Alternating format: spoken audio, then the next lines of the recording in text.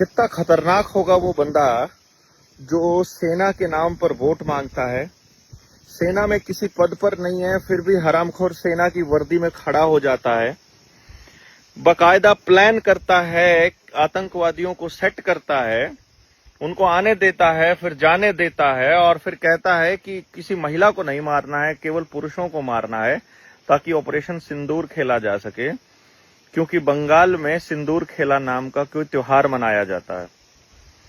और फिर जानबूझकर ऐसी स्टेटमेंट देता है जैसी पहले दी थी। अभी बोला मेरी नसों में, रगों में पता नहीं किस डॉक्टर ने गरम सिंदूर डाल दिया था। और वही लोग वो पहले बोल रहा था कि बेटी पढ़ाओ बेटी पटाओ। आज तक उस बात को के लिए माफी नहीं मांगी है देश से। आज तक ये नहीं कहा कि मेरी जबान फिसल गई थी और मैंने गलत कहा था। इसका मतलब वो कह रहा है कि बेटी पटाओ। मतलब पूरे देश के अंदर इस तरह की गंदगी फैलाने वाला आदमी अब पीएम केयर फंड के नाम से पैसा मांग रहा है। वो कह रहा है हमको फंड दो।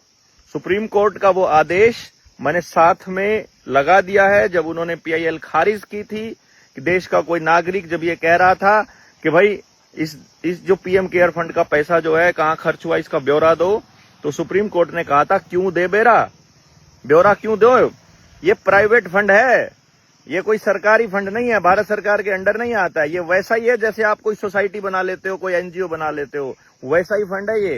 वैसा ही फंड का ब्यौरा कैसे मांग सकते हो? और अभी बेशरम फिर से पैसा मांग रहा है उसमें। अभी इनको लॉकडाउन लगाना है ना, देश को बर्बाद करना है, तो उससे पहले पहले लोगों से मांग लो।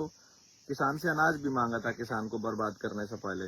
बाकी आने वाले वक्त में सब समय बताएगा आपको कि कितना हरामखोर निकला ये।